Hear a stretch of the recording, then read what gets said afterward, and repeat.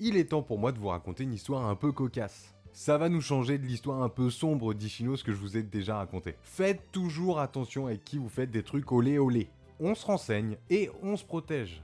Mais surtout, on se renseigne parce que vraiment, enfin vous allez voir. Je vais vous raconter aujourd'hui l'histoire de Natsuo. Natsuo est un lycéen plutôt classique, il n'a pas de traits de caractère précis.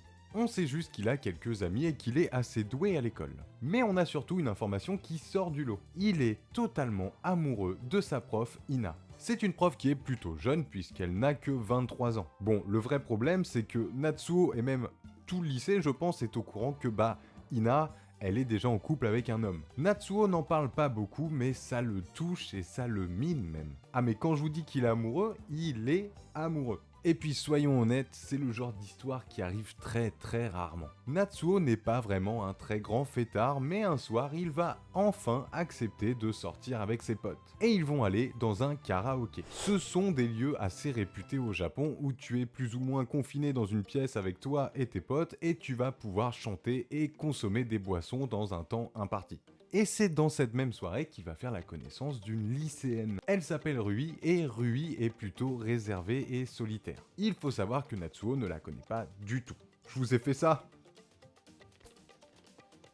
Ni elle ni lui sont en train de kiffer la soirée. Ils vont s'isoler et elle va lui proposer de partir du karaoké. Notre héros va être un peu déboussolé et elle va même continuer à être mystérieuse parce qu'elle va lui demander de lui rendre un service. Natsuo décide de la suivre sans savoir où elle va l'emmener. Le lieu de destination n'est rien d'autre que chez elle. Rui va lui faire une demande un petit peu cocasse, hein. Accepterais-tu de coucher avec moi? Imaginez 2 secondes la tête de Natsuo à ce moment-là. Je peux même vous dire qu'il va vaguement réfléchir, mais bon, il va dire oui. Et là, vous vous dites peut-être, mais pourquoi il a accepté? Je vais vous donner des raisons. Déjà, soyons honnêtes, Rui est très jolie. Natsuo n'a jamais eu de relation corporelle et c'est un lycéen. Tout le monde en parle autour de lui, c'est sûr. Tous ses potes sont là. Est-ce que t'es puceau ou pas? Ah, moi, t'as vu Vous avez compris. Rajoutez à ça qu'en termes de sentiments, c'est un peu le bordel vu qu'il est amoureux de sa prof, il va dire oui. La relation se passe plus ou moins bien et Rui va donc lui expliquer, après ceci, le pourquoi du comment. Elle voulait tout simplement avoir une relation corporelle avec un homme qu'elle n'aime pas. Surtout que pour elle, le mot amour n'existe pas et ne l'intéresse pas. Malgré tout, Natsuo va quand même lui poser la fameuse question: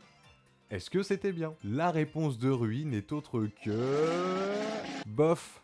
Sans plus, ça pique, hein. Elle va quand même le rassurer en lui disant qu'elle n'a pas d'exemple de comparaison, donc il faut pas qu'il se prenne la tête sur cette réponse-là. Ça pique quand même. Jusque là, vous vous dites certainement que, ok, là je suis en train de vous raconter une histoire, juste d'un coup d'un soir. Alors oui, et en même temps, pas du tout. Je vous ai bien parlé d'une histoire cocasse. Ça va venir.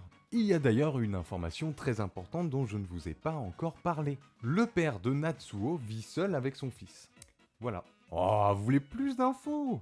Bon je continue mon histoire alors. Natsuo le lendemain va reprendre les cours comme un lycéen classique et il va retrouver sa prof sur le toit du lycée. Oui ça j'y peux rien. Il va se rendre compte à ce moment-là qu'elle est sur le toit posée toute seule et elle est en train de pleurer. Natsuo va vouloir discuter avec elle, la rassurer un petit peu, comprendre ce qui se passe et il va avoir l'information. C'est une peine de cœur. Pas de séparation à l'horizon, mais il y aurait eu tromperie. Bon, en vérité c'est ce qu'on pourrait penser et c'est un peu plus compliqué que ça, mais ça c'est l'histoire d'Ina les gars. Je vous laisserai découvrir ces informations vous-même.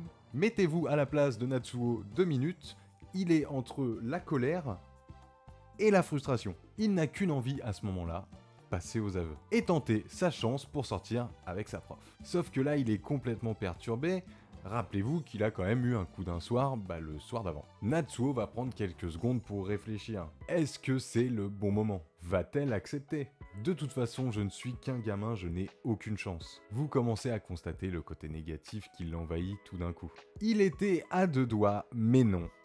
Natsuo ne dira rien à Ina. Il n'a pas réussi à sortir la fameuse phrase « Ina, je vous aime ». Suite à ça, Natsuo va clairement passer une journée interminable, une journée bien merdique. Une journée qui va passer complètement dans le flou et à réfléchir. Mais rassurez-vous, celle-ci touche bientôt à sa fin. Il va pouvoir rentrer chez lui et être tranquille.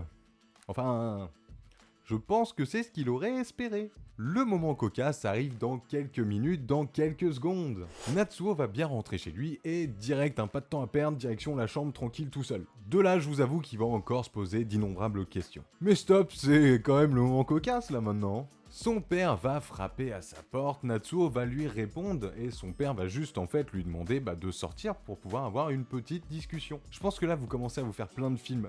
Essayez de réfléchir, ceux qui connaissent déjà l'œuvre ne dites rien. Je pense qu'il y a des dingueries là, dans vos têtes. Nous allons donc apprendre à ce moment-là que la mère de Natsuo est décédée il y a 10 ans.